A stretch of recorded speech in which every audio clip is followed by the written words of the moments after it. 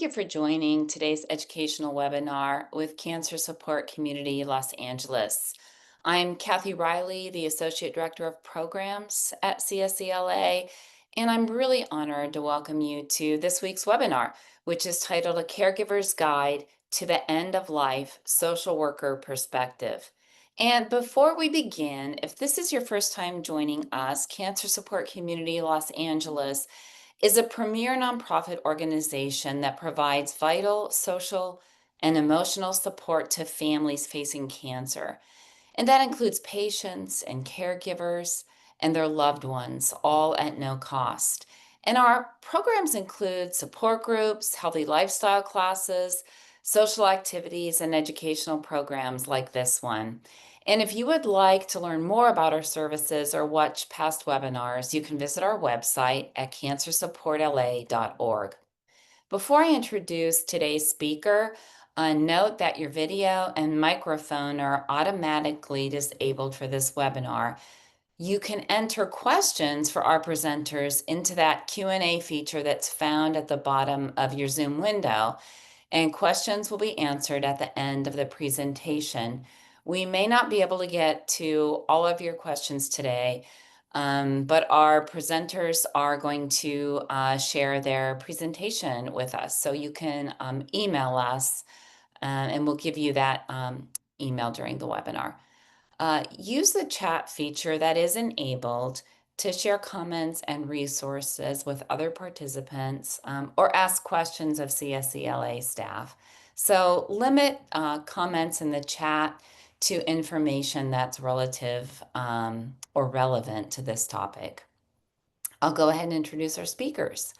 Uh, Ayaka Nakaji is a licensed clinical social worker and has served as the oncology care coordinator at Cedars-Sinai Cancer Center since 2019.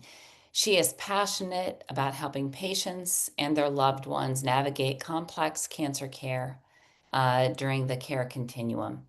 Ayaka received a master's in social work from the University of Hawaii at Manoa in 2011 and is currently pursuing a master's in public health at University of California, Berkeley.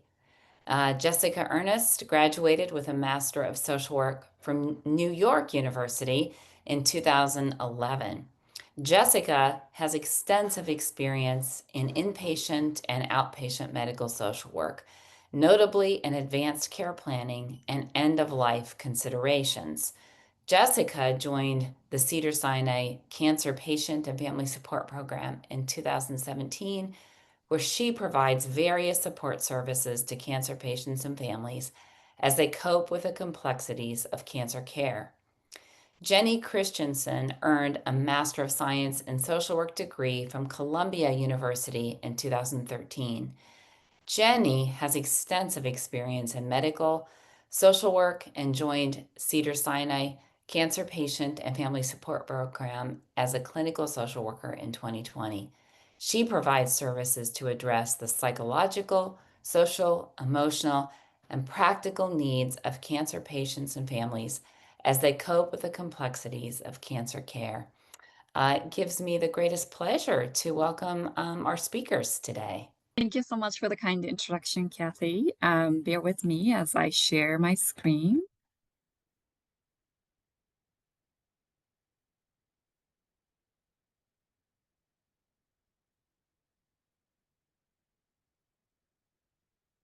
Thank you, everyone, for joining us today. My name is Ayaka Nakaji, and I am the social work care coordinator at Cedars-Sinai Cancer. I am joined by my colleagues. We are going to talk about social workers' perspectives on caregivers planning for their loved ones' end-of-life process.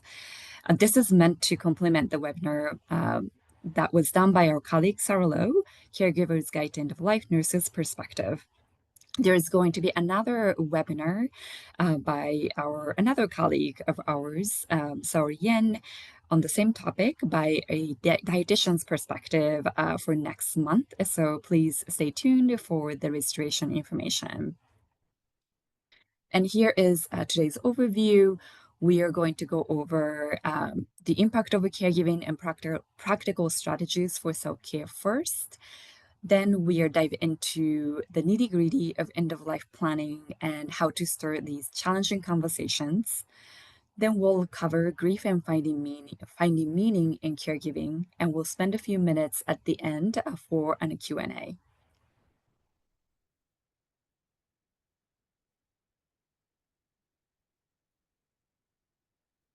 So we recognize that this is a very heavy topic. So if you need to take a break, walk around and come back, please feel free to do so.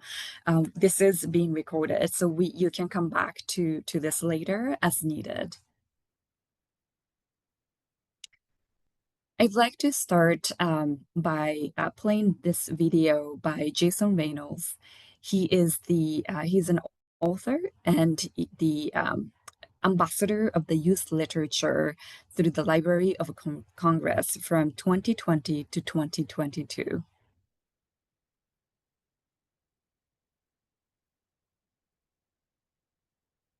Is there anything in your life that feels like praying? My mother is 79, almost 80, and she's dealing with some health challenges. And these health challenges over the course of the last year has put me in position to be a caretaker. I have to take care of very intimate things as it pertains to my mother. I have to wash her and I have to clean her. I have to, I pull her panties up. In the midst of its burden, because it is that, if we're being honest, it is burdensome sometimes. Yep. It also feels like prayer. I'm praying at the only creator that I've ever actually physically known. Your mom. My mother. It's me acknowledging a vessel that has given me everything that I've become. And as that vessel continues to empty, right, it's seeping out. And she's not on E yet, and she's fine, but E is coming. The tank is emptying, right? And to be there and to maintain this vessel, to maintain her comfort, to maintain her dignity, by making sure that she's clean and cared for. Come on, I mean, what else could prayer be? Prayer can't just be asking. What he's saying here reminds me that caregiver is really going beyond what you do to take care of your loved one.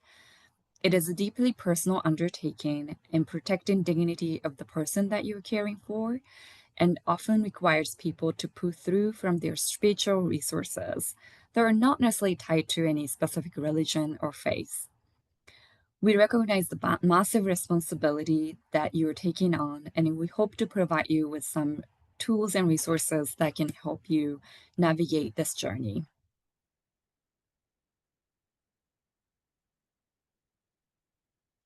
This is an excerpt from an excellent book on caregiving written by Dr. Alison Applebaum, who is the founder of the country's first caregiver clinic at the Memorial Sloan Kettering Cancer Center in New York.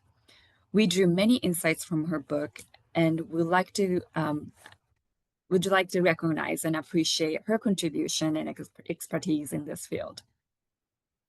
This quote highlights one of the many impacts of caregiving and how caregivers often have to live in a state of constant uncertainty.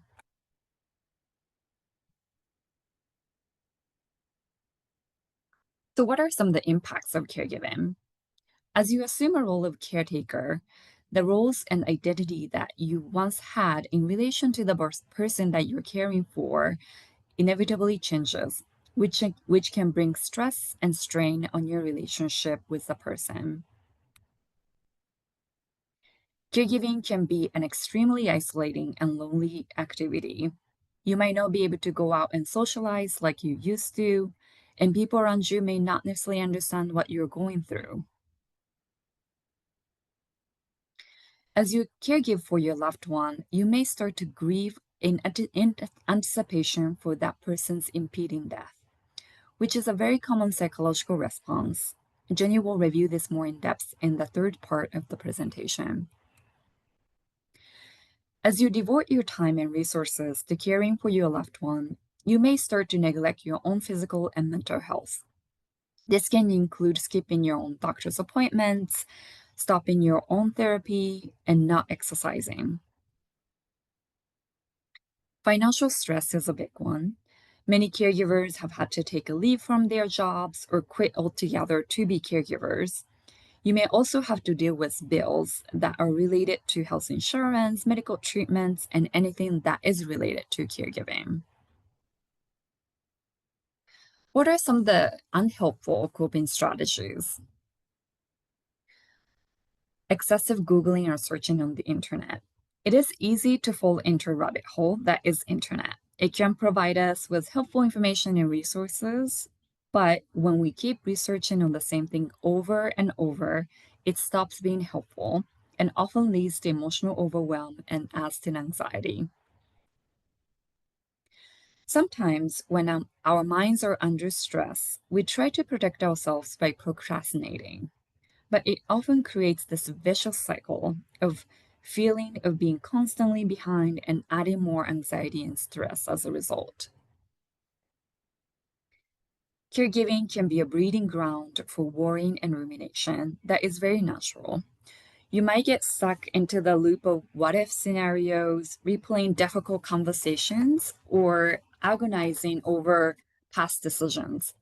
While a certain amount of concern is natural, getting stuck in this cycle can be incredibly draining. Drinking alcohol or using other drugs might provide a temporary relief, but this could mask the underlying issues and lead to more serious health issues down the road. Withdrawing from friends and family can feel like a way to protect yourself, or perhaps you feel like no one truly understands what you're going through. However, isolating yourself deprives you of crucial support, understanding, and the opportunity for connection and respite. Shutting down or shutting off emotions might look like emotional numbness, avoiding difficult conversations, or simply going through the motions without truly engaging. While it might seem like a protective mechanism to avoid pain or overwhelm, suppressing your emotions can lead to burnout, resentment, and disconnect from yourself and those around you. These stressors of caregiving can ultimately lead to caregiver burnout with signs like you see here, and they will look differently for different people. And you might recognize some of the things you are seeing or experiencing in yourself currently. So let's talk about tips for self-care, and there are many, and I'm only going to highlight a couple that we thought would be helpful. One of the things we as a social worker often help our patients and family members do is to discern what is in your control and what is not, and decide on the next steps based on that judgment. For instance, coordinating doctor's appointments and making sure that your loved one gets CT scans or MRI done in time is something that you can control. But how your loved one might respond to a new treatment isn't, or predicting what may happen in the next 6 months or a year. If you determine that your worry is something that you can act on, then you can write down next steps and make a plan. If you determine that your worry is something that is not actionable at this point in time, then you can focus on managing the emotion side of the worry. Delegate caregiving tasks. Start with making a list of what you need done. Plan and prioritize your list into items that must get done, items that can be done later, and those that can be dropped. Make a list of all your friends and family members who you might be able to recruit just as you. Also, think of individuals that might be associated with organization that can also provide you with some help. Then communicate clearly what concrete tasks you need help with. Give yourself a permission to ask for support that is not a sign of weakness. Practice self-compassion. Don't expect to keep up with the schedule that you might have had in the past, and reset expectations that you might have had for yourself and your loved one. Maybe your house is not clean all the time, you might not be able to cook every day, or you might be eating a lot of fast food. That is okay. Or maybe you're late for social events or church because it takes more time to get ready. Please give yourself and your loved one grace. breathing exercise. This only requires a few minutes or even less.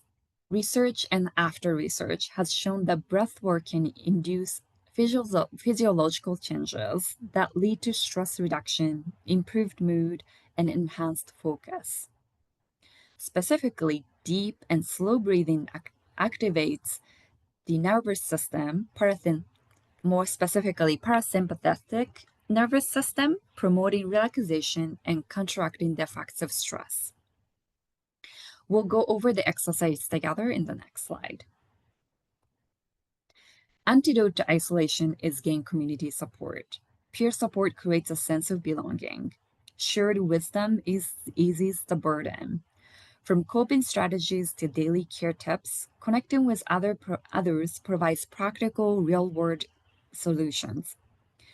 Knowing you're not alone can be powerful. And I'd like to give a shout out to Cancer Support Community LA and other chapters for providing caregiver support groups that are available to you and you can sign up for. Prioritize to take care of yourself. And this can be challenging, but taking care of your own health is essential. Could you commit yourself to making one physical checkup with your primary care doctor or dental appointment or therapy appointment that you haven't had in the next few days? Can you tap into virtual mental health support if making it into in-person appointment is too difficult? So I like to practice box breathing. That is a very simple breathing exercise, and there are 4 parts of this breath, like the 4 sides of a box, each lasting for 4 seconds or 4 counts. So we inhale for 4, hold for 4, exhale for 4, and hold for 4. Okay, so please sit in a comfortable position, and you can close your eyes or keep a soft gaze, whatever you feel comfortable with. Inhale slowly through your nose for a count of 4. 1, 2, 3, 4. And hold. 1, 2, 3, 4. Breathe out.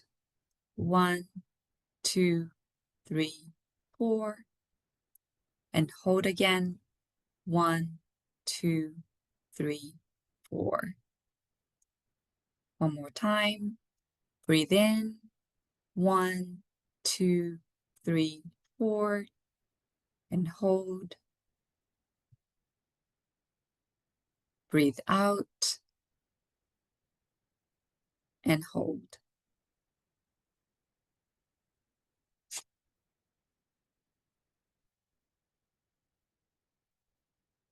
Take a few moments to notice how you feel. Perhaps a sense of a little calm or a bit more centered, a little more present. Feel the support beneath you and notice any sensation in your hands, your feet. And this is something that you can practice any time of the day when you start feeling overwhelmed or feeling stressed.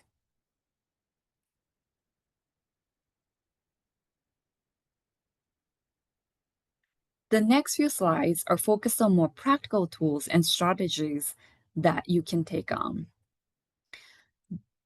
If an individual is enrolled into hospice, respite care is one of the benefits that hospice programs offer.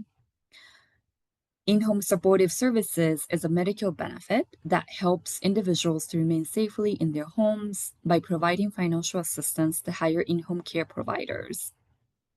They can be a family member or a trusted friend, or you can hire someone from a list of providers available in your area.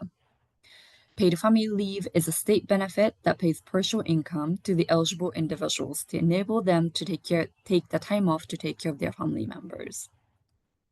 And many employers offer long-term disability or long-term care policies. I encourage you to check with your loved one's HR department to see if this is something that they may be eligible for. I'd also like to share 2 wonderful resources that are available in the community. Cancer Support Community Helpline that is staffed by knowledgeable navigators and social workers who can help you connect with resources. and triage counselor program that offers one-on-one consultation to help answer specific questions you might have as regards to health insurance, disability benefits, and employment. And these are things that you can prepare with your loved ones. And while these are not about self-care per se, taking care of these things proactively and being more prepared can create an emotional space for you to engage with activities that are meaningful to you. So this includes personal and family records, financial accounts and property records, estate planning documents, and Jessica will go over more in depth about how to start these conversations regarding estate planning and financial power of attorney, advance directive, and whatnot. And lastly, a list of close relatives and friends with their contact information. And I will share a personal anecdote. When my mother-in-law passed away 2 years ago, my husband and I had a few weeks to prepare for her memorial service because her wish was to do an open casket service. And we did our very best to gather contact information and invite everybody that we could think of. But a few months later, we received a letter from a doctor at the VA hospital that my mother-in-law had worked for many, many years, but had retired from several years prior. He just found out that of my mother-in-law's passing, and that he was very sorry for missing the service. And we wish that we had known about him, and we had a way to get in touch with people that she used to work with. And these are the things that people often overlook, but can be very important and helpful. Traditionally, creating a will can be expensive and time-consuming. I wanted to share this resource that American Cancer Society is offering in partnership with Giving Docs. It is a platform that helps you create estate planning documents, such as will at no cost to you. This is available to people in all 50 states and District of Columbia. As I close the first part of the presentation, I'd like to take a moment for you to think about and write down what 3 things you can commit to doing in the next few days based on what I just presented on. It can be making your own doctor's appointments, signing up for a caregiver support group, or practicing breathing exercise once a day. Whatever that may be, please take a moment and write down 3 things. With that, I'm going to pass it over to Jessica. As Ayaka pointed out, there are many psychological and emotional challenges that caregivers can face. While there are many ways to cope with these challenges, I want to focus on the importance of discussing end-of-life care decisions, what to explore during these conversations, and touch on the benefits of hospice care. Caring for a loved one can lead to feeling lost, afraid, even overwhelmed. End-of-life planning, also known as advanced care planning, helps patients and caregivers plan for those last stages of life. Being prepared for the realities that may arise toward the end of your loved one's life can help ensure that they receive the care and support that they need to maintain and maximize the best possible quality of life. Knowing what to expect can also bring you peace of mind, enabling you to honor their wishes with compassion and dignity. Determining end-of-life plans can also result in an increased sense of control.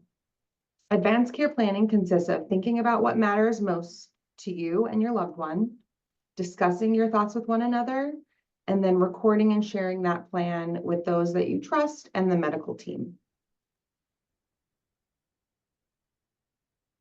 Initiating end-of-life discussions may feel uncomfortable, intimidating, daunting, or like pushing fate.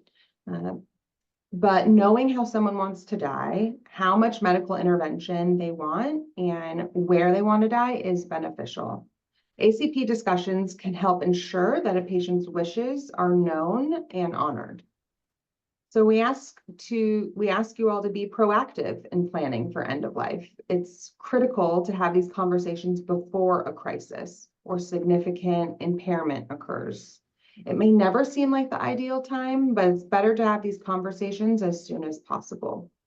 Time and time again, we have seen families conflicted in making medical decisions while they're in the hospital and a loved one's unable to communicate, and just adds emotional distress.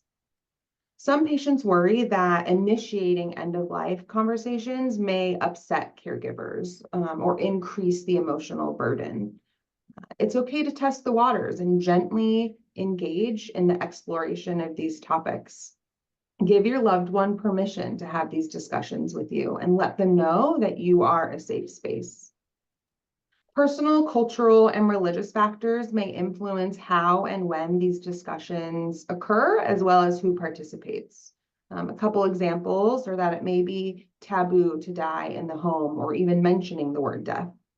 Patient and caregivers' roles in decision-making can differ based on family dynamics, culture, internal hierarchies of responsibility, and some may even include faith leaders in the discussion.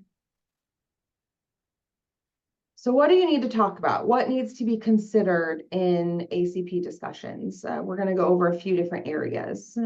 Being a caregiver means stepping into that vital role of being an advocate. To do this effectively, it's essential to understand what matters most to your loved one, their values, priorities, goals of care, and what quality of life looks like to them.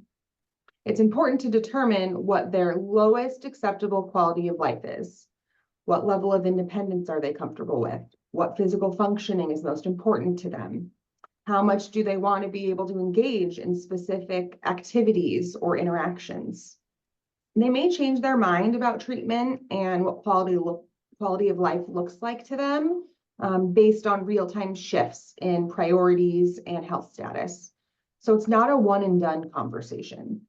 For example, they might think that not being able to eat orally is a non-negotiable, but once that becomes a reality, they're able to cope with it, and it becomes less of a concern or challenge than they anticipated.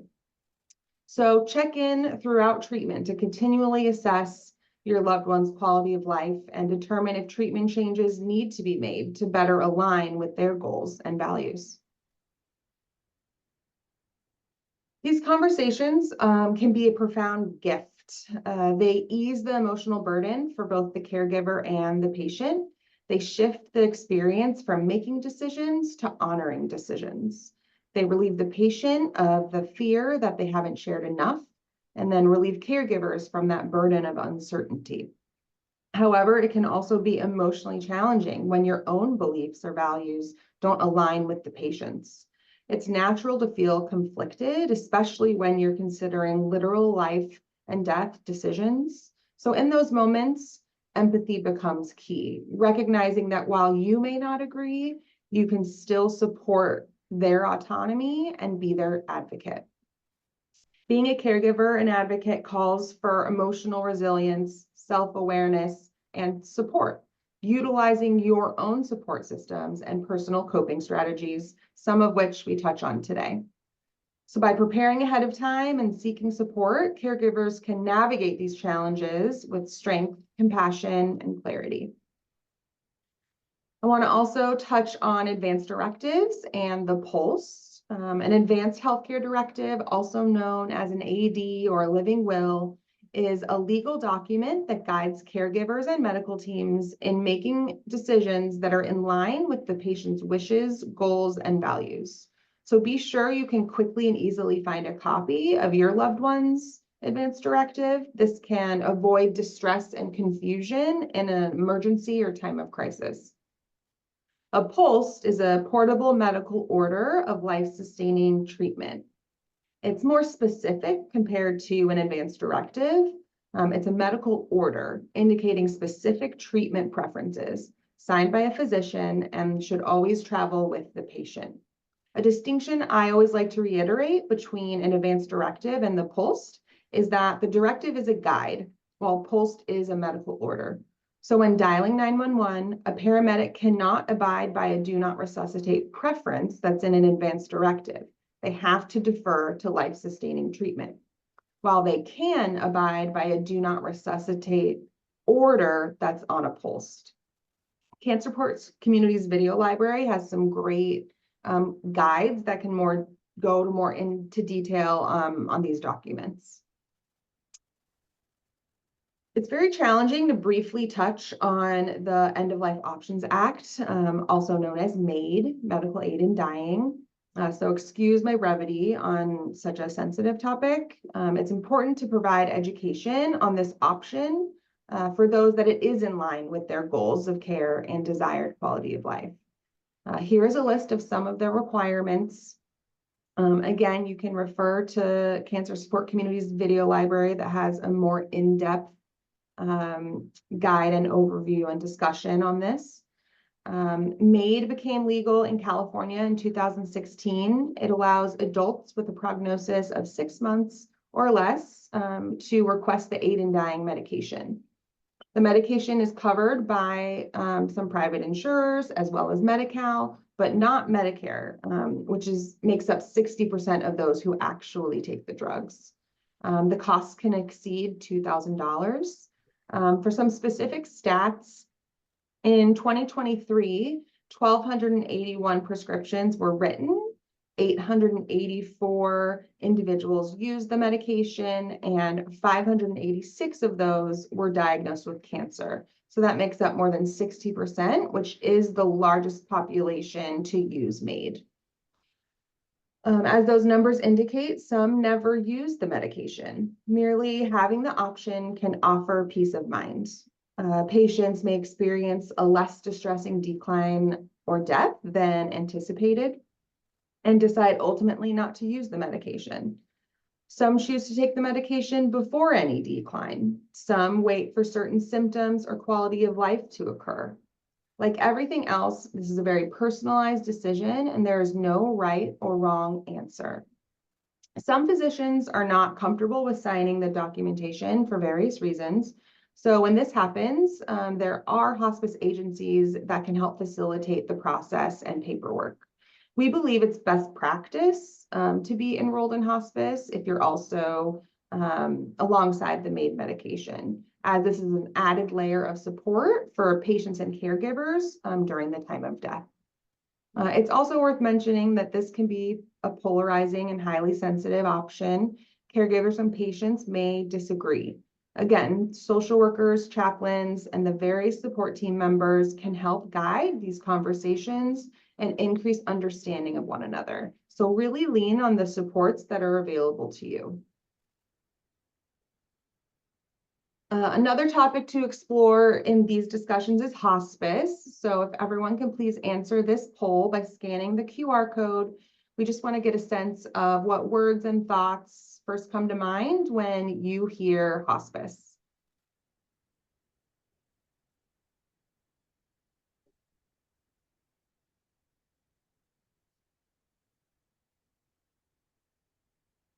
Give you guys a couple minutes.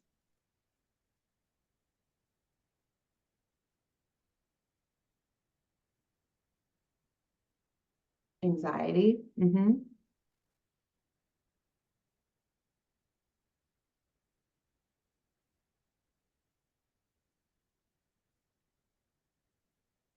Dying at home, end of life, scared,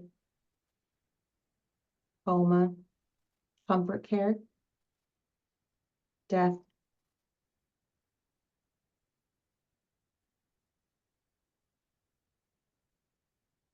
Yeah, anxiety for a lot of you. Symptom management, end of life care, death and anxiety being the largest. Amazing. Thank you all. Yeah, I think that will cover a lot of what we're going to overview. Everyone comes with like a preconceived notion of what hospice is. So I always love kind of getting into the benefits. There are many benefits of hospice care, which are rooted in maximizing quality of life. The founder of the first modern hospice, Cicely Sanders, said, "You matter because you are you, and you matter to the end of your life. We will do all that we can, not only to help you die peacefully, but also to live until you die." Hospice care is for patients with a prognosis of 6 months or less and have stopped treatment to cure or control disease. Hospice offers physical, emotional, social, and spiritual support, not only for the patient, but for the loved ones and caregivers. Hospice focuses exclusively on comfort care, like you guys noted, and dignity near end of life. The hope is that hospice brings the optimal quality of life to each day. Choosing hospice can be a way to gain control and actively and intentionally plan for the end of life that your loved one wants, prioritizing those personal wishes and how one wants to die. For a more detailed overview of hospice, you can also refer to our colleagues' discussion on end of life from the perspective of a nurse, Sarah Lowe. Misconceptions about hospice care are well documented and prevent open discussion among patients, families, and medical teams. The results can be unwanted, unsuccessful care and hospitalizations instead of months of hospice support that could have provided symptom management, quality time with loved ones, support for caregivers, and a desired death. There are many hospice myths, but I wanted to just touch on a few today. Hospice is giving up and losing hope. I think I hear this the most from patients and family members who are hesitant. Patients fear being judged as giving up hope by their families. And the concept of hope can shift and grow from aggressive cancer-directed treatment and prolonging life to then hoping for comfort, dignity, and maximizing quality of life. So hope should change and evolve over time based on the patient's values and preferences. When hospice care begins to align with those desired quality of life, that's the time to consider a shift in care. Hospice is for people whose death is hours or a few days away. This happens far too often when goals and preferences are not known ahead of time. So most caregivers actually wish they started hospice much earlier. So we encourage patients and caregivers to access the services as soon as they're ready to. It's the doctor's responsibility to bring up hospice. It's a good idea to let the physician know at the time of diagnosis or progression that you and your loved one are even open to discussing hospice in the future. Patients and families can also contact hospice agencies directly for that initial information call. They do not need a referral for that. Once hospice is chosen, there is no turning back. No, you can enroll and disenroll as desired and as what fits maybe your needs. And lastly, hospice professionals hasten death. Studies have actually shown that patients can live longer with hospice care compared to those who did not choose hospice. So is it time to stop treatment? Is it time to consider hospice? Again, this is a very personal decision. People with advanced cancer should have that discussion with caregivers and doctors and decide together when and if hospice should be considered. Some choose to stop treatment and enroll in hospice before a decline occurs, and some choose to exhaust all treatment options, regardless of how that impacts their daily functioning and quality of life. Again, there is no right or wrong decision. It's personalized to the patient. Everyone makes decisions based on their personal and cultural beliefs and values, as well as their physical experience. So you and your loved one may make decisions in a different way. We as social workers are here to help support and advocate for patients' wishes, validate their goals and values, but then also help both patients and caregivers process and cope with any guilt, shame, anger, or grief that coincides with transitioning to hospice. So shifting into initiating that conversation, we are aware that it's easier said than done to initiate end-of-life care discussions. It takes vulnerability, empathy, and courage. Here are some examples of language and questions that can help create a safe space for these vulnerable topics. I need help. I need your help with something. I was thinking about what happened to blank and it made me realize, even though you're okay right now, I'm worried that blank and I want to be prepared. Can we talk about some things that are on my mind? I also want to provide some examples of questions to consider while exploring end-of-life plans. I won't read all of these, but what does patient value most about their life? What is the patient's lowest acceptable quality of life? Does the patient want to die in their home? Who does the patient want to designate to make medical decisions? What does the patient value and find purpose in on a daily basis? And what does the patient want to focus on or accomplish in the time that they have left?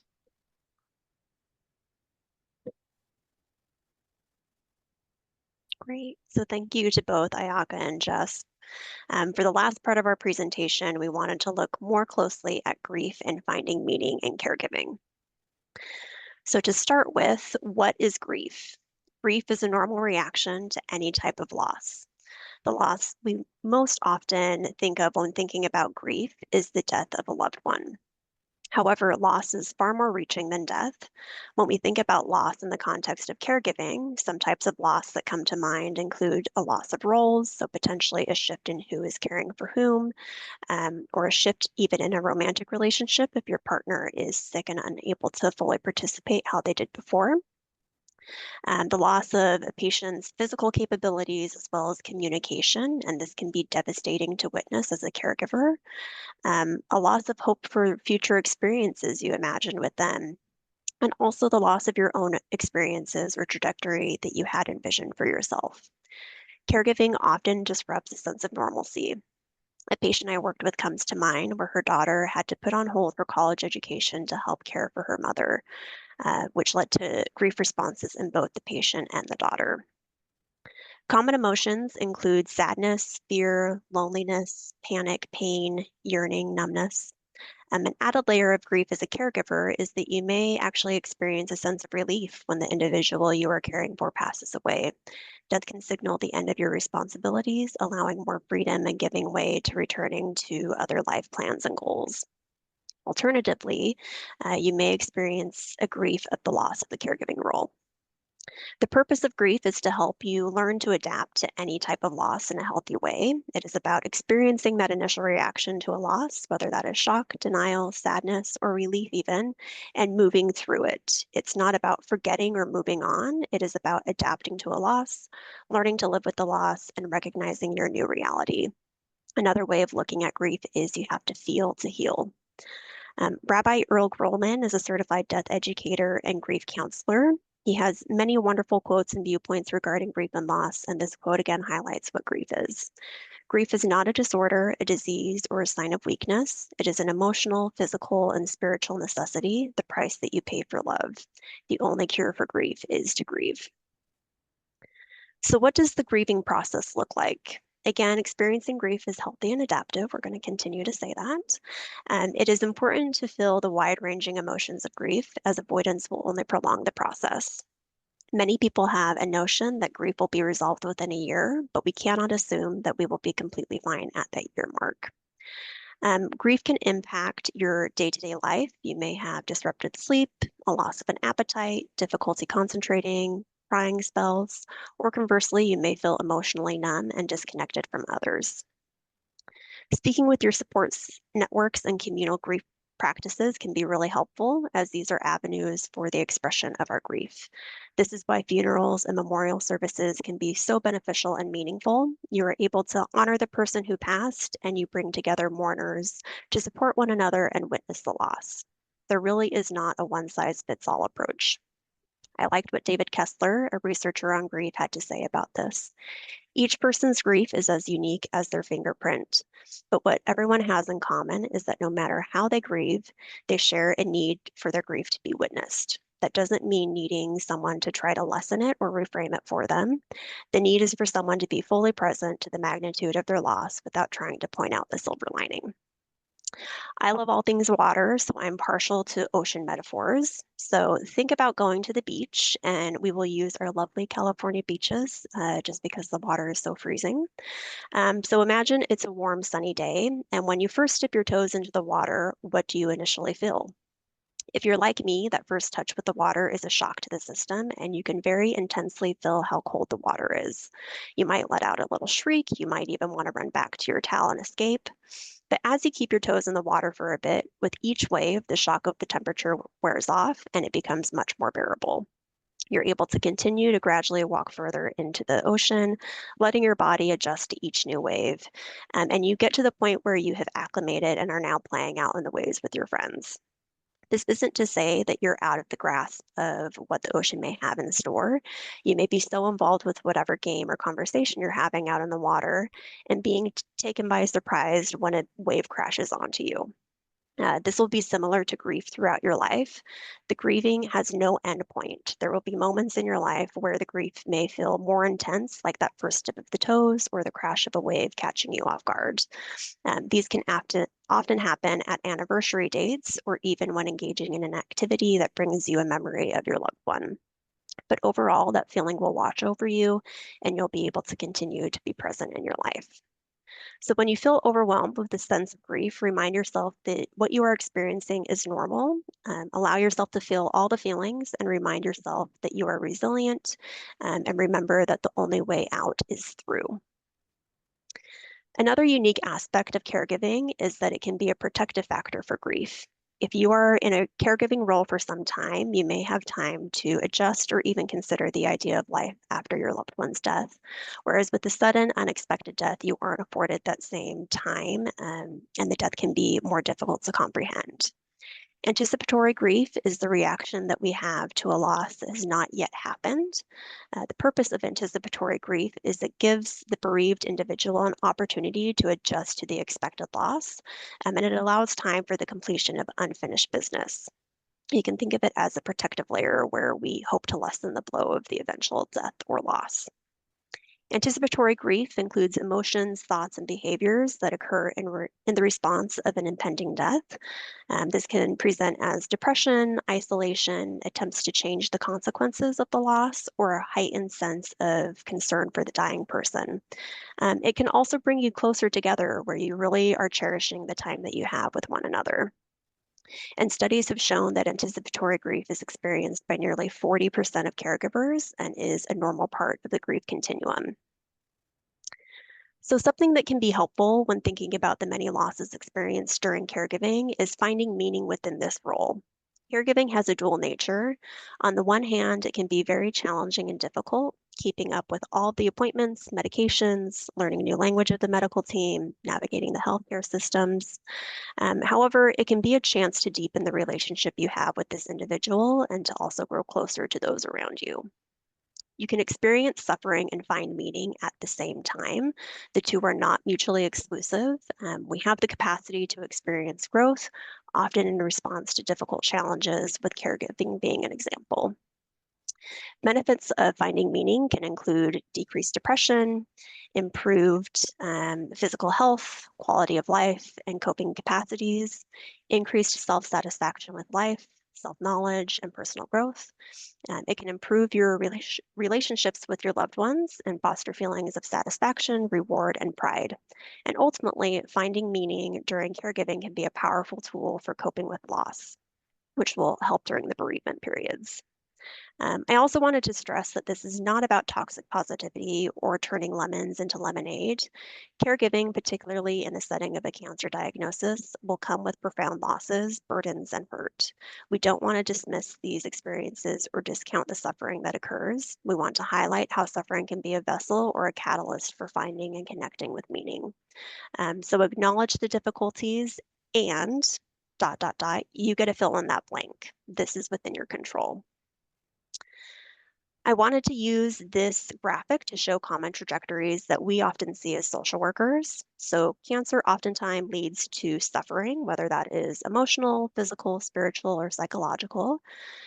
Suffering can often act as a springboard for finding meaning, connecting with meaning, creating more meaning. And then there are also those situations where suffering may lead to a loss of meaning.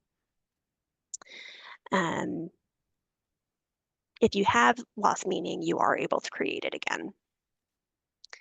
Humans are unique in that we recognize our existence. We're drawn to growth, benefit finding, and making meaning.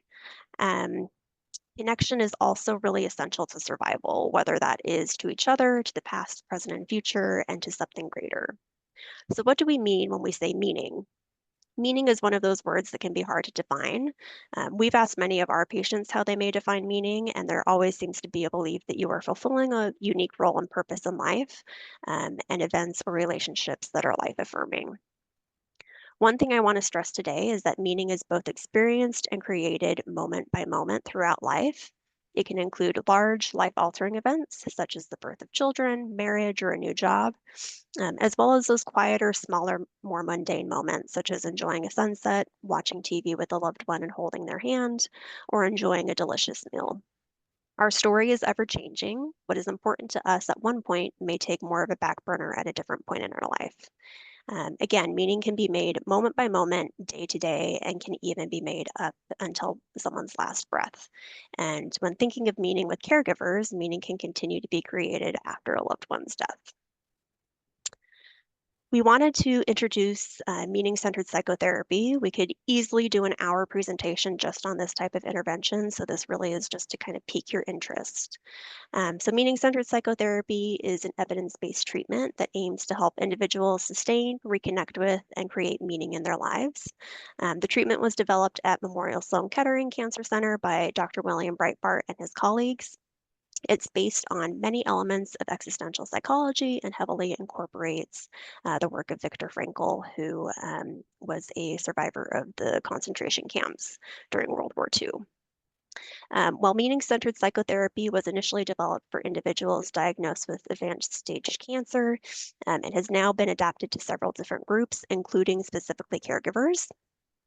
Both Frankl and meaning-centered psychotherapy look to this quote from Nietzsche: "He who has a why to live for can bear with almost any how." So if you have a why, a purpose, then the how, that kind of day-to-day challenges and suffering you experience, can become much more bearable.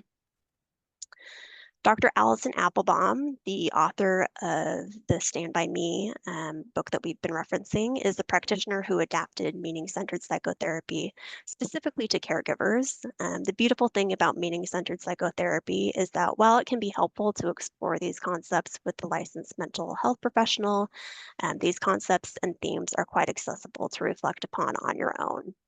So we wanted to include some of the questions that Dr. Applebaum has outlined in her interventions to really start those gears turning in how you can find meaning in your caregiving role. So as you reflect upon who you are today, what are the meaningful activities, roles, or accomplishments that you are most proud of? Is caregiving on your list? Why or why not? Are you still able to find meaning in your daily life despite the limitations of caregiving and awareness of the finiteness of life? If so, how? And how do you connect with your care partner and life more generally through love, beauty, and humor? We also wanted to touch on legacy planning, which is a sister topic of finding meaning. Legacy can be thought of as the long-lasting impact of particular events or actions that take place in the past or during a person's life. You can think of it as the footprint that we leave behind, whether that is in our relationships or more tangible items like arts, photos, and books, or even just a general sense of the type of person that we are. So in the context of caregiving, we think of legacy planning in two ways. So the first is, what is the legacy of your loved one or your care partner, and how can you help to support them in the legacy? Oh, sorry. We've listed some ideas for legacy planning for patients, including videos, journals, photos, and then these are some of the organizations that can help with legacy planning. And then the second avenue of legacy within caregiving is, what is your legacy as a caregiver? So as we close today, we want to leave you with a few questions that you can kind of help you start answering the idea of your legacy. How do you want to be remembered as a caregiver? What does your caregiving experience tell? One question from Dr. Applebaum in meaning-centered psychotherapy that can help with this idea further is, as you look toward the future, what are some of the life lessons you have learned along the way that you would want to pass on to others? How, in any way, has your caregiving journey shaped these lessons, and what is the legacy you hope to live and give? So with our slides, we do have some resources available to you guys. So this first one are just kind of general cancer or caregiver support programs, grief support, advanced care planning support, public benefits, and then some additional reading that we enjoyed or recommend. These are some of the online articles that we referenced for our presentation. And then finally, we also have more scholarly type of articles if you're interested in that. And so now we will open it up to a Q&A. Thank you all for that presentation, just the breadth and scope of everything you covered. And there was so much meaning packed in each of your sections as well. And you just, we can tell you're very passionate about this topic. So thank you. I think we do have time for one or two questions. If anybody has anything, you can put it in the Q&A feature at the bottom. I can start with a question from registration. Um, at what point in one's care is a post put in place? I mean, a pulse can be put in place for anyone, because it can be, even if you're kind of wanting all treatments, and don't want, any limitations on your care, you can have that in a post. You can talk to your physician if they think, if you're wanting to go through that, and it's like questions on how you feel about nutrition, how you feel about resuscitation, and the scope of your treatment. So it's not really limited to only people who are wanting to do not have resuscitation attempted. It's probably the most valuable for those peoples because it eliminates, you being resuscitated in the community if you have that with you. But it can be used for any patient to determine that the scope of your treatment. Great, thank you. There is a question that just came in. A person saying, I think I know how to help my loved one, but it may not always be what they feel they need. How? How do I navigate that? Yeah, we see this a lot, where the intention is there to help the patient. And then on the patient side, oftentimes they are still trying to hold on to some of that independence and still wanting to kind of be, the person that they were before, not being a burden. So I always recommend just a really open communication and really just talking about, I want to be here for you. What would be the most beneficial for me to help you right now? And really just having that ongoing conversation and discussion, because the needs are going to change over time. And so just being adaptable in that way and adjusting as needed, but also kind of taking some of the lead from the patient as well. And if there's something that you notice maybe lacking, you could say, I've noticed XYZ. Um, this is a little bit of a concern of mine. Let's talk about it and let's see how we can both adapt to that situation. We And also, yeah, oh, go ahead. Yeah, I oh, think and when those disagreements happen, it's really important to focus on each person's intent and why they feel certain things are needed. Because I think sometimes patients might not be aware of a certain support that's actually going to also benefit the caregiver to kind of relieve a burden of some kind. So really being clear with the intention of whatever intervention is needed. Mhm. yeah, and I just wanted to add, and this is why it's so helpful to have a third party, and that's what Jenny or Jessica and everyone in the clinical social work team does every day. So if you have access to like a social worker at the cancer center, or psychotherapists in the community, like to have a family therapy or couples therapy and navigate those conversations can be very, very helpful. Great. Thank you all so much. Well, unfortunately, we have reached the end of our time together, but I really want to thank each of you for this presentation. We have learned so much, and I think felt very much supported today in all of our journeys. Abby, if you will share our closing slide. Um,